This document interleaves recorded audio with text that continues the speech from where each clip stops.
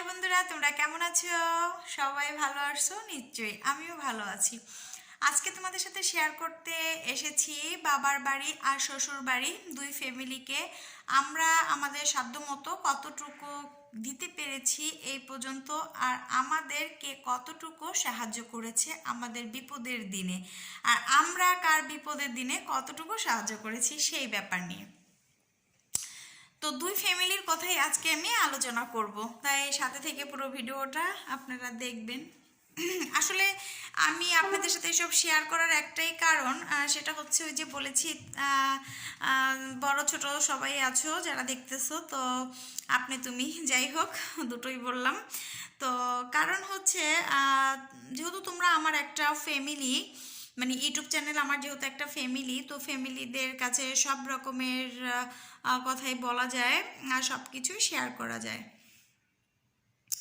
তাই শেয়ার করছি। তো কখনো এই পর্যন্ত শ্বশুরবাড়ির ভালোটাও বলেছি, খারাপটাও বলেছি, তো সব কিছুরই ভালো খারাপ নিয়েই হচ্ছে আছে। পৃথিবীতে প্রত্যেকটা মানুষেরই ভালো খারাপ আছে। আমি যে ভালো সেরকমও না, আমারও কিছু খারাপ গুণ আছে, সবই বলবো এক এক করে, হয়তো আগে হয়তো পরে। তো আজকে যেটা আলাপ করতে যাচ্ছি সে তো বললাম বাবার বাড়ি শ্বশুর বাড়ি থেকে কতটুকু সাহায্য পেয়েছি, হেল্প করেছে বিপদে আপদে বা এমনিতে গিফট করেছে, আর শ্বশুর বাড়িতে কতটুকু হচ্ছে আমরা সাহায্য পেয়েছি বা কতটুকু গিফট পেয়েছি, আর আমরা কতটুকু দিয়েছি বাবার বাড়ি আমার আর শ্বশুর বাড়ি। তার কথা বাড়াচ্ছি না, চলে যাচ্ছি। প্রথমেই শুরু করি বিয়ের পরে।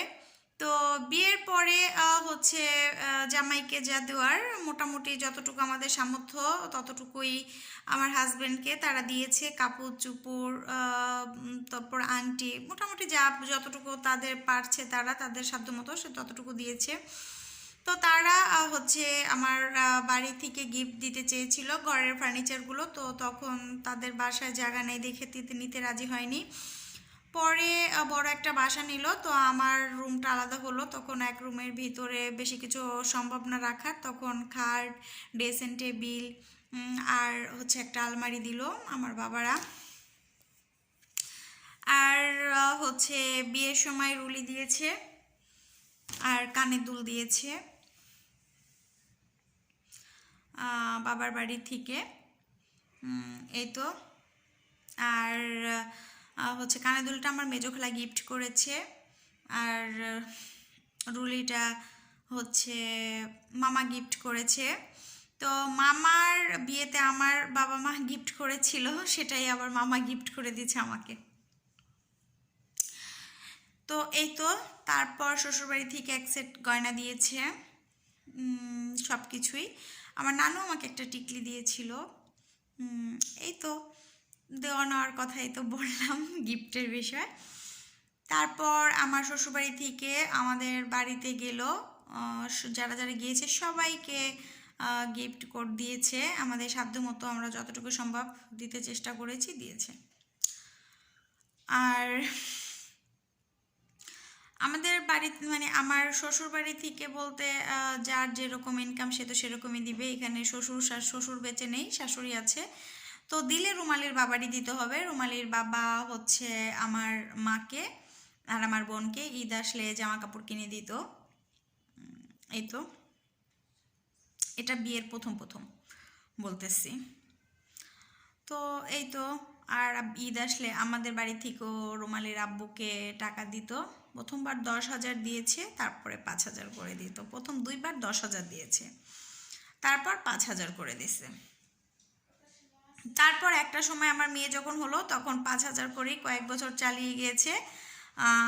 তো সে 5,000 আর কি নাতিকে আমার বাবা দিত, তো আমার মা বলতো দুটো ভাগ করে দুই, বাবা আর মেয়েকে।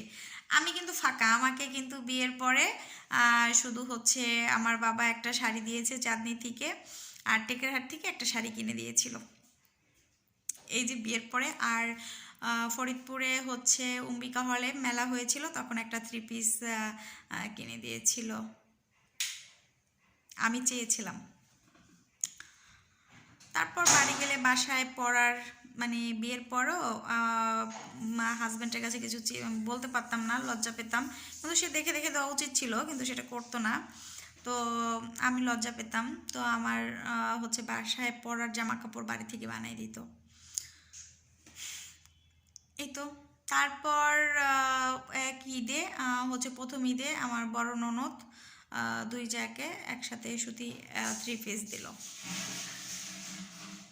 আমার শাশুড়ি একবার শাড়ি কিনে দিল দুই জাকে একসাথে, আর একবার হচ্ছে 3 পিস কিনে দিল দুই জাকে এক রকমের। তো এই তো। আর হচ্ছে দেবর হচ্ছে আমাকে বিয়ের অনেক বছর পরে, আমি যৌথ ফ্যামিলি থেকে যখন ঢাকা আসি, ঢাকা আসার পরেও সে বিয়ে করার পরে হচ্ছে সে আমাকে একবার একটা 3 পিস কিনে দিয়েছিল। 3 পিসটা বেশ দামি ছিল, 2500, 2000-2500 এরকম। এই তো তারপর এখন হচ্ছে পরবর্তীতে কথা আসলো, যেটা ফ্যামিলিভাবে বলতে চাচ্ছি। বিপদ আপদে বলতে হচ্ছে ওর বাবার, আমার বাচ্চার বাবা ভালোই মোটামুটি ইনকাম সোর্স ছিল। তো ওরকমটা আসলে আমাদের হেল্প করতে হয়নি। প্রথম আসলে আমাদের বিপদে হেল্প করতে হয়েছিল যখন পা ভেঙে গেছে। ওর বাবার হচ্ছে আমাদের একটা মুদি দোকান ছিল, সেখানে মাল ঝুলিয়ে রাখতে গেলে কর্মচারী ছিল, তারপরও সে নিজে নিজে রাখতে গেছিলো, তখন পড়ে পা জয়েন্ট ছুটে গিয়েছিল আর হাড্ডি ভেঙে গিয়েছিল। তো তখন অনেক টাকা খরচ হয়েছিল। তখন উপস্থিতিতে একজনের কাছ থেকে 30,000 নিয়েছিলাম, আর আমার মামার কাছ থেকে ধার নিয়েছিলাম 1 সপ্তাহের মতো, মানে 1 সপ্তাহ বা 10-12 দিন। আমার আম্মু ঢাকা চলে এসেছে, বাড়ি গিয়ে তারপর দিবে, তো ততটুক দেরি তো করতেই হবে। 20,000 নিয়েছিলাম। তো পরে আম্মু বাড়ি গিয়ে ওই 30,000 আর এই 20,000, 30,000 কার কাছ থেকে নিয়েছি সেটাও বলছি। আমার একটা বান্ধবী আছে, ব্লগে দেখবেন মাঝে মাঝে আসে, আখির মার কাছ থেকে। তো এই 30,000 আর মামার 20,000 আমার বাবা দিয়ে দিয়েছিল। তো 30,000 আম্মু হচ্ছে 30,000 দেওয়ার কথা ছিল আম্মুর, পরে মামার টাকাটা দিয়ে দিছে আর বলছে এটা দিতে হবে না, পরে 50,000ই দিয়ে দিয়েছিল। আর এই তো বিপদের সময় দিল। আর হচ্ছে আমার দেবরের আরও হচ্ছে অন্য জায়গা থেকে ধার করেছি।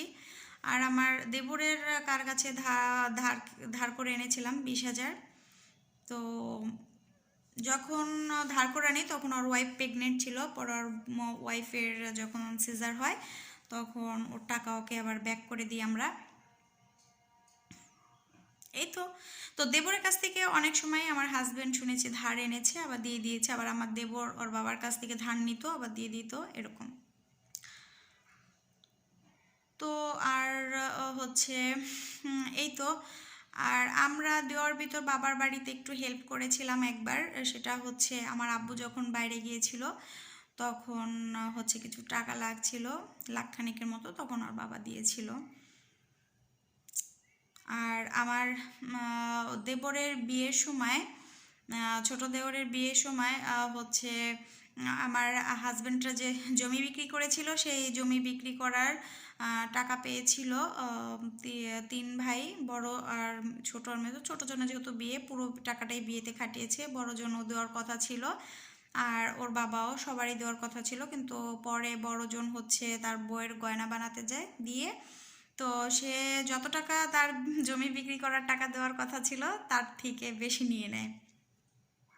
তো জমি বিক্রি করার টাকা প্রায় হচ্ছে এক একজনের পরিমাণটা আসলে আমার শিওর মনে নেই, তারপরও বলছি অনেকই ছিল আর কি। আমার পরিমাণটা মনে নেই সঠিক, তবে কত হবে আসলে, তারপর আইডিয়া করে বলি, হচ্ছে 1.5 লাখ সম্ভবত, বা 2 লাখ এরকম, আমার মনে নেই, তবে 1.5 লাখের কম না। তারপর ঢাকাতে যখন শপিং করতে আসলো আমার দেবরের বউয়ের জন্য, তো মার্কেটে যাবে নগদ, তার ওর কাছে ক্রেডিট কার্ড, নগদ টাকা লাগবে। আমরা যখন ওর শাড়ি বেনারসি পল্লীতে যাব তো কার্ডে কাজ হবে না, তখন ওর বাবা আবার 50,000 বের করে দিল। তো আবার বিয়ের সময় আরও কিছু খরচ তো থাকেই। তো অনেক টাকা, প্রায় ওর বাবা আমাকে যে হিসাব দিয়েছে, প্রায় 5 লাখ টাকা রোমেলের বিয়েতে ওর বাবা নিজে একাই খরচ করেছে। আর বড়জন যতটুকু জমির টাকা দিয়েছিল ততটুকু আবার নিয়ে নিয়েছে। তো হচ্ছে টাকা ছিল না দেখে আমার বাবাকে বিদেশে যাওয়ার সময় যে 1 লাখ টাকা ধার দিয়েছিল, রোমেলের বিয়ের সময় ওই 1 লাখ টাকা আমার বাবা দিয়ে দিয়েছে, সেটাও রোমেলের বিয়েতে খরচ করেছে। তো বললাম না, সব মিলিয়ে 5 লাখ টাকা খরচ করেছে ওর বাবা, যেটা বলেছে। তারপর হচ্ছে ওই যে বললাম কেনাকাটা করতে এসে নগদ টাকা লাগবে, 50,000 নিয়ে গেল। এবং তার কাছে টাকা সব, মানে এত টাকা দেওয়ার পরও টাকা শর্ট দেখে আমাকে দিয়ে আমার চাস্তো ভাইয়ের কাছ থেকে আমাকে 50,000 টাকা ধার আনাইছিল। তো অবশ্য ওই টাকাটা 45,000 ওর বাবা দিয়েছে, আর 10,000 আমার বাবা পরিশোধ করে দিয়েছে আমার চাস্তো ভাইকে। মানে ভাইয়ের বিয়েতে হচ্ছে খরচ করেছে, সেখানে আবার ধার করে আমার চাস্তো ভাইয়ের কাছ থেকে আনতে বলছে। বারবার বলতেছিল, প্রেশার দিচ্ছিল যে একটু বলো, তো সেটা আবার পুরোটা শোধ করেনি, তার ভাইয়ের ওইখানে আবার আমার বাবার 10,000 শোধ করতে হয়েছে। তো এই তো। আর তার বড় ভাই কোনোদিন কোনো উপকারে আমাদের আসেনি, আমাদের কোনো উপকার সে করেনি, উল্টো নিয়েছে। ছোটজন তো ধার টার দিত আর কি। আমার মেয়েকে ঈদ আসলে পরে 3,000 টাকা দিয়েছে একবার, আর একবারও 3,000 দিয়েছে, এরকমটা দিয়েছে। তারপর আগে ঢাকা আসলে পরে ড্রেস কিনে দিত, যখন বিয়ের পরে ঢাকা আসতো ওই বড় ভাইয়ের ছেলে মেয়ের জন্য কিনতো, তখন ওর জন্য একটা ড্রেস কিনে দিয়ে যেত। ফরিদপুরে গিয়েছিল, পরে একবার একটা শীতের ড্রেস কিনে দিয়েছিল, এই তো দিয়েছে। আর গেলে আদর করতো, এই জাস্ট। আর দেবরের সাবজেক্টটা যেহেতু আগে শুরু করেছি, তো পুরোটা শেষ করে নিই। তারপর এই তো। আর হচ্ছে দেবরের বউকে হচ্ছে আমরা ঢাকা একবার আসলো, তো তেমন না হাইফাই না, মোটামুটি বাজেটের ভিতরে, কারণ বড়জন বউ আসছে, সবাই আসছে একসাথে আসছিল, তো সবাইকে জামা কাপড় কিনে দিয়েছিল, এটা আসলে দিতে হয় সেটাই। যেহেতু গিফট দেওয়া বা কতটুকু সাহায্য করছে টোটালটাই বলবো, তাই সবই বলছি। আর আসলে যতটুকু আপ্যায়ন করা যায় যথেষ্ট চেষ্টা করেছি। তখন সবাইকে একসাথে জামা কাপড় কিনে দিয়েছিল, বেশি দিয়েছিল বড় ভাইয়ের ছেলে মেয়েকে, আর বড় ভাইয়ের ছেলে মেয়ের জন্য সবসময় আর কি অনেক অনেক অল্প বলে 1-2 সেট বলে কোনো কথা নাই, এরকম। আর তার বড় ভাবি যতটুকু দিবে তার থেকে বেশি আদায় করে নিয়ে যায়, তার সিস্টেম আছে আদায় করার, অবশ্য এটার ক্যাপাসিটি সবার থাকে না। তার বড় ভাইয়ের তো কোনো উপকার আমাদের আসেনি, টাকা পয়সা দেয়নি, টাকা পয়সা দিয়ে আমরা তার বড় ভাইকে অনেকভাবে হেল্প করেছি। একবার বাসা ভাড়া বাঁধিয়ে ফেললো, 1,20,000 রোমেল দিয়েছিল শুনেছি, আর 1 লাখ টাকার বাবার কাছে বলতেছিল, কিন্তু ওর বাবার কাছে কোনো টাকা ছিল না। তখন আমাদের বাড়ির থেকে আমাকে টাকা মিথ্যা কথা বলছে যে আমার অফিসে লাগবে, তুমি একটু চেয়ে এনে দাও 1 সপ্তাহের জন্য। তো পরে বাড়ির থেকে 1 লাখ টাকা এনে দেওয়ার পরে সেই টাকা তার বড় ভাইকে দিচ্ছে। তো আর তার বড় ভাইকে হচ্ছে কখনো 40,000, কখনো 60,000, একবার সমিতিতে টাকা ওরকম খাইয়ে ফেলছে, সবার একটা সমিতি করেছিল, ঢাকায় এসে বললে দেখ আমি বিপদে পড়ে গেছি, তারপরে কি আর করবে, দিয়ে দেবে কি, পর 60,000 বাধাইছে, দিয়ে দিচ্ছে।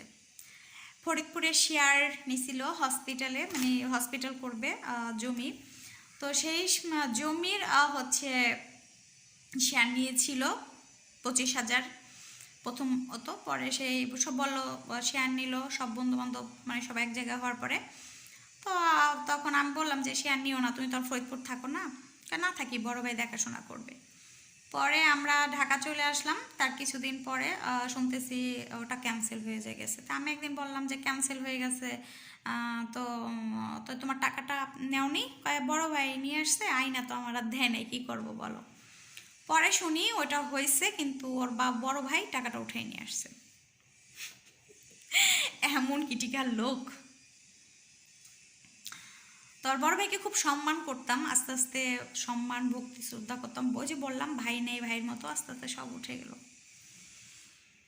তো এরকম অনেক সময় দেখা গেছে, আর এমনি তো কত সময় দেখা গেছে ঢাকায় এসে আমার কাছে টাকা নেই, কিছু টাকা দে, 2,000, 3,000, 5,000 এমন অনর্গল দিত ঢাকা আসলে পরেই। মাসে দেখা গেছে 2বার আসছে, 2বারই ওরকম, 1বার আসছে, 1বারই ওরকম। এই হচ্ছে তার বড় ভাইকে দেওয়া, আর বড় ভাইদের প্রচুর দিত, সে প্রচুর দিত তার বড় ভাইকে, এরকম হেল্প করতো। আর তার ভাবিকে হচ্ছে যতটুকু ভাবির ছেলে মেয়েকে হচ্ছে কেনাকাটা করে দিত, প্রচুর দিত, প্রচুর, মানে হিসাব ছাড়া। আর তোর বড় ভাই আমার বাসায় আসতো খালি হাতে, মানে এটাই খুব হাস্যকর, আমার মেয়ে ছোট ছিল, তারপর আমার বাসায় আসলে খালি হাতে আসতো। এই তো। আর কি বলবো, কিছু বলার নেই। আম, এই তো। আর এই হলো দিয়েছে। আর ছোট জনকে ছোট জনের বউকে আসলে যে বললাম, একবার 3 পিস দিয়েছি, আর একবার নর্মাল একটা 3 পিস কিনে নিয়ে গেছিলাম, মানে সবই আসলে ওরকম হাই কোয়ালিটি ওকে দেওয়া হয়নি কখনো। তারপর বিয়ের সময় অনেক দিয়েছি আমরা। তারপর ছেলেকে আমার আব্বুকে দিয়ে বাইরের থেকে কম্বল আনিয়ে দিয়েছি, আর ওর ছেলে হওয়ার পরে। আর ওর ছেলেকে একটা আংটি দিয়েছি, রোমেলের ছেলেকে আমরা গিফট করেছি। আর রোমেল আমার ছেলে হওয়ার পর মার হাত দিয়ে 5,000 টাকা দিয়ে হয়েছিল আমার ছেলেকে। তো এই তো। আর আমি দেওয়ার ভিতরে হচ্ছে ওই আংটিটা দিয়েছি, আর হচ্ছে একটা কম্বল আনিয়ে দিয়েছি আমার আব্বুকে দিয়ে। আর আর মানে বাবার মানে আমার হাজবেন্ড গেছিল পরে, তখন কত 2,000 না 1,000 টাকা জানি দিয়েছিল, মানে এরকম 1-2 হাজার টাকা আমারও মনে হয় দেওয়া হয়েছে, আমার সঠিক খেয়াল নেই, এটা আমারটা ভুলে গেছি আমি, কিন্তু ওর বাবা দিয়েছিল। তো এই তো হচ্ছে 2,000 টাকা দিয়েছিল ওর বাবা, হ্যাঁ মনে পড়েছে। আর ওদের বাসায় আমার একটা হেল্প হয়েছে, আমার যখন সিজার হয় তখন আমি খুব অসুস্থ, মানে আমার একটু বেড রেস্টে থাকা লাগবে, আর ফরিদপুরি সিজার যেহেতু করবো, তো ওদের বাসায় আমি 15 দিন ছিলাম। 15 দিন থেকে তারপর হচ্ছে সিজারটা করাই বাড়ি চলে যেতে চাইছিলাম, আসলে ওর উপরে এত প্রেশার দেওয়া ঠিক না, সবাই ওর বাসায় খালি থাকে এসে এসে। না, আমার একটা বিপদ নিয়ে গিয়েছিলাম, কিন্তু ফরিদপুরে থাকার মতো আর জায়গা ছিল না, তাই। তবে হসপিটালে যে কদিন ছিলাম ওদের বাসা থেকে কোনো ঝামেলা করিনি খাবার দাবারের। খাবার দাবার আসছে শুধু ফরিদপুরে আমার নানুর ভাই থাকে, বোন থাকে, তারা খাবার দিত হসপিটালে,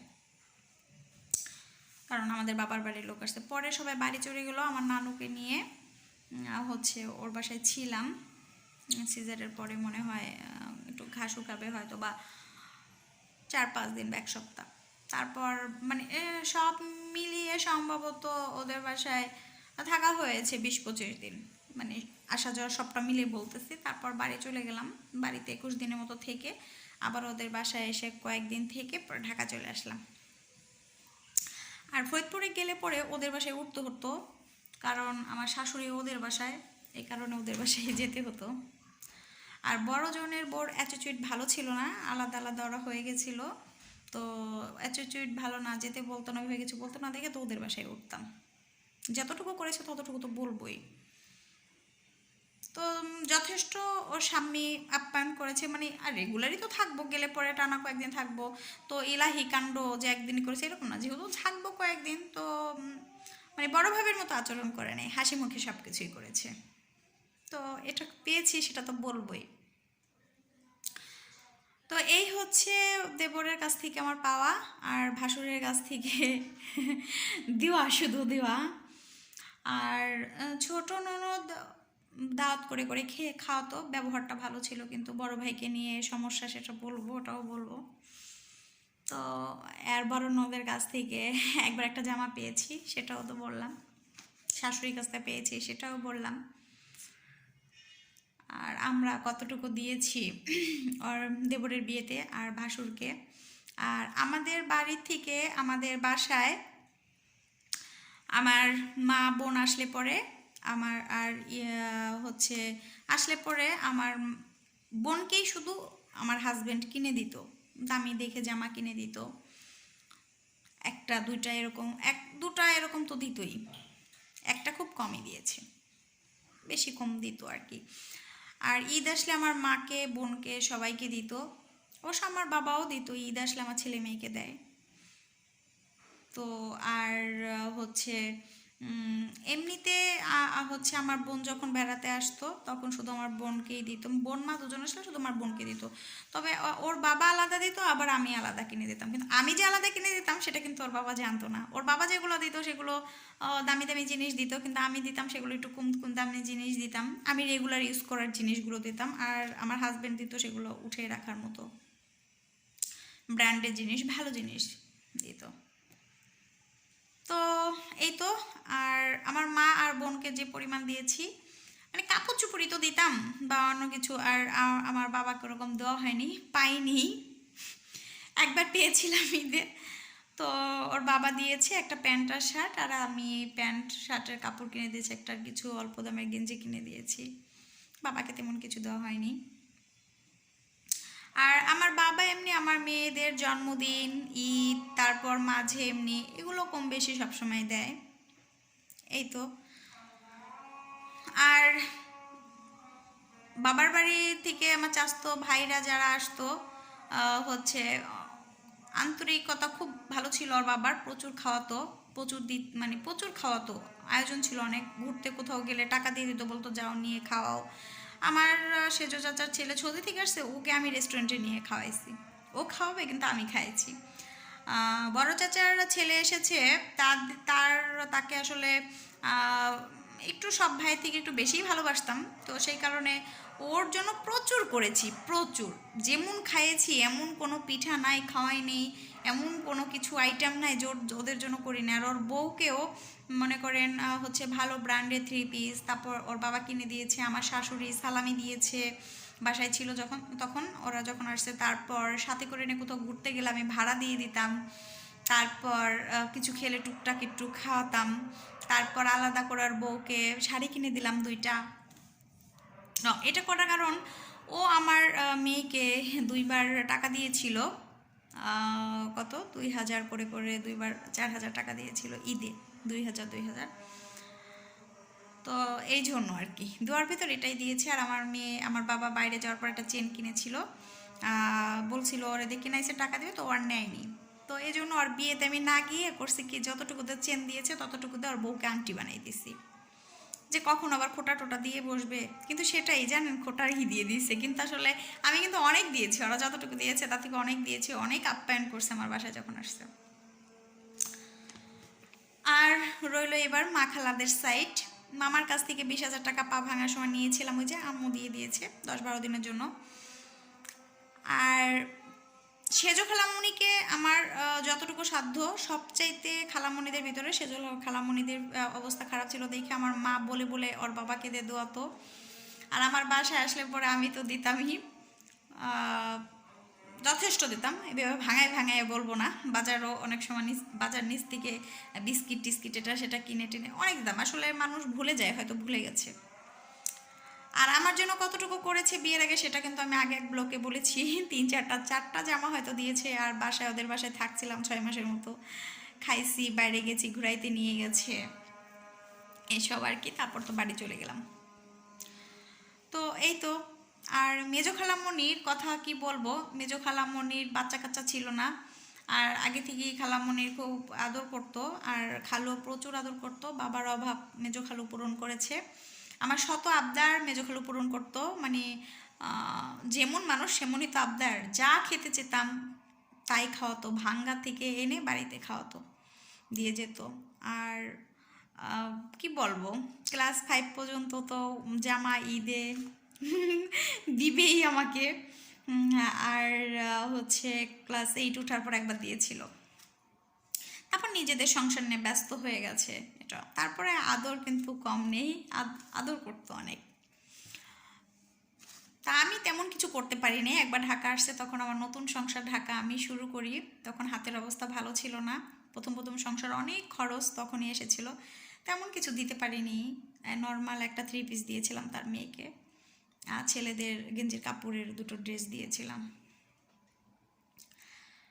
তো এই তো। কিন্তু সেজো খালাদের যথেষ্ট করেছি, আমার যতটুকু সাধ্য ছিল, ভাঙে আর বললাম না। ছোট খালামণি বান্ধবীর মতো ছিল, ছোট খালামণির তখন বিয়ে হয়নি, ছোট খালামণির জন্য হচ্ছে আমার যখন বিপদ, ধর আমি অসুস্থ, জ্বর হয়েছে, দেখা যাচ্ছে আমি বলিনি, খালামণি এমনি আমার বাসায় রেগুলার আসতো, তো দেখা যাচ্ছে এসে দেখে আমার জ্বর, তারপর দেখা যাচ্ছে দাঁতে ব্যথা, আবার কখনো দেখা ওর বাবার ফ্যাক্টরিতে যেতে হতো, দূরে কোথাও যেতে হতো, খালামণিকে ফোন করতাম, খালামণি চলে আসতো, আমার কাছে এসে থাকতো, আবার এমনিতেও আসতো, খালামণি এসে এসে থাকতো, ঘন ঘনই আসা যাওয়া করতো আমার বাসায়। আমার প্রয়োজনও রেখেছি, খালামণিও এসেছে। তো খালামণি এসে তখন মানে পড়াশোনা করতো, সাথে হালকা হচ্ছে কিছু কাজ করতো। তো আসলে কথাটা উঠছে দেখে কাকে কত দিয়েছি তাই বলেছি।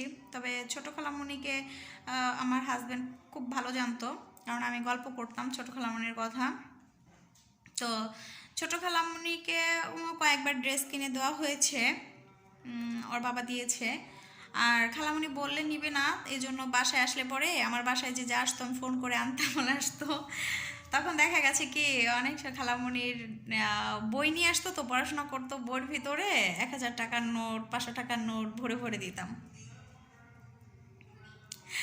আর খালামণি আবার একটা ডেকেরে চাকরি করতো, এখান থেকে দেখা গেছে কি মাঝে মধ্যে টিস্যুটাই বেশি দিত, কিচেন টিস্যু টিস্যু দিত, তারপর এয়ার ফ্রেশনারটা দিত ঘরের গন্ধটা দূর হওয়ার জন্য, এগুলো দিয়েছে কয়েকবার। একবার ড্যানিশ দিয়েছে, একটা সম্ভবত, এই তো হ্যান্ড ওয়াশ দিয়েছিল একবার একটা, এই তো মনে পড়ছে, আর কিছু মনে পড়ছে না। তো টিস্যুটাই বেশি দিত। তো এই তো, আর ওইখান থেকে আসতো দিত, তো আমাকে বলতো তুই তো সবসময় কিনিসই, এটা আমি এমনিই আনি। আর আমার মেয়েকে অবশ্য মিথ্যা কথা বলবো না, আমার মেয়েকে হচ্ছে 2-3 বছর পর্যন্ত প্রতি ঈদ একটা করে জামা দিত। আমার মেয়ে তো আপনি বলতে অজ্ঞান ছিল, ভক্ত ছিল। আসলেই আপনি তার জন্য জুস নিয়ে চলে আসতো, জুস তার ফেভারেট, তার পছন্দের জিনিস নিয়ে। খালি হাতে কখনোই ছোট খালামণি আসতো না, আমার মেয়ের জন্য কিছু না কিছু নিয়ে আসতো। তো এই তো, আর এই তো পাওয়া আর কি আমার বাবার বাড়ি আর দেওয়া, সবই তো বললাম। আর আর শ্বশুরবাড়ির কথাও বললাম। বাকি রইল শুধু মামা। মামা আসলে আমাদের হচ্ছে ওইভাবে বাসায় আসতো না, তো একবার এসেছিল, আমরা তখন টালি অফিস থাকি, তো হঠাৎ করে বলছে আসতেছে, তো যতটুকু উপস্থিতিতে আপ্যায়ন করার মামা মামি আর তার মেয়েকে নিয়ে এসেছে, করেছি। আর কয়েকবার আমার মেয়ের জন্মদিনে এসেছে, আর বাইরে অনুষ্ঠানে। তো আমার হচ্ছে মেয়েকে হচ্ছে একবার দিয়েছে একটা আংটি, আর একবার দিয়েছে একটা কানের দুল। তো কতটুকু দিয়েছি সেটাও বলে দিই। আমি এবার জানতাম না, পরে ওই দুটোকে একসাথে ভাঙতে যেয়ে জানছি, মানে ওজন করতে যেয়ে। কানের দুলে ছিল 3 রত্তি, আংটিতে ছিল 3 রত্তি, তো দুটো মিলাইয়া 3 রত্তি 3 রত্তি 6 রত্তিতে একানি। মানে মামার মেয়েকে কেউ গিফট করেছে, সেটা আবার আমার মেয়েকে গিফট করেছে, এটা মামা বলছে হৃদার গিফটের আর কি। তো বলছি যখন, তাই পুরোটাই বলে দিলাম। তো গিফট তো গিফটই, 1 টাকা হোক আর 2 টাকা হোক, আর কিছু না দিক, এটাও কোনো, একটা 2 টাকা সুতা একটা চকলেট হলো, গিফট তো গিফটই। তো এই তো আমাদের এই হচ্ছে গিফট পাওয়া।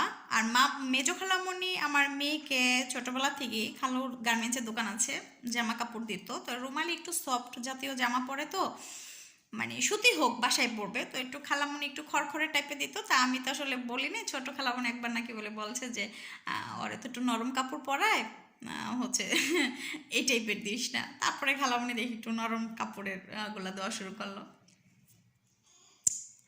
তা আমার ছেলেকেও আমার খালামণি 3বার দিয়েছে এই দিয়ে, আর মেয়েকেও দিয়েছে, এবার ঈদেও 1,000 টাকা পাঠিয়ে দিয়েছে। আসলে তার ছেলে মেয়ে বড় হয়েছে, পড়াশোনা, সবার সংসারে তো খরচের ব্যাপার থাকে। আমি কয়জনকে দিই, আমিও তো এখন দিতে পারি না সেমন, মানে আমার অবস্থা যখন ভালো ছিল তখন কতটুকু কাকে দিয়েছি বললাম, তো এখন তো অবস্থা ভালো, তাই মানুষের ভালো মন্দ সংসারের ব্যস্ততা তো থাকে। তো আজকে দুই ফ্যামিলির আলোচনা নিয়ে চলে আসলাম। যদি ভালো লাগে তাহলে অবশ্যই একটা কমেন্ট করবেন, লাইক দিবেন, আর প্রচুর শেয়ার করবেন, আর আমার পাশে থাকবেন। প্লিজ আমার পাশে থাকবেন আর আমাকে আগে নেওয়ার জন্য সাহায্য করবেন। আপনারা যদি না সাহায্য করেন তাহলে আমার চ্যানেলটি আগাবে কীভাবে? তাই সবাই আমার পাশে থাকবেন। আজকের মতো এখানে বিদায় নিচ্ছি। আল্লাহ হাফেজ, টাটা।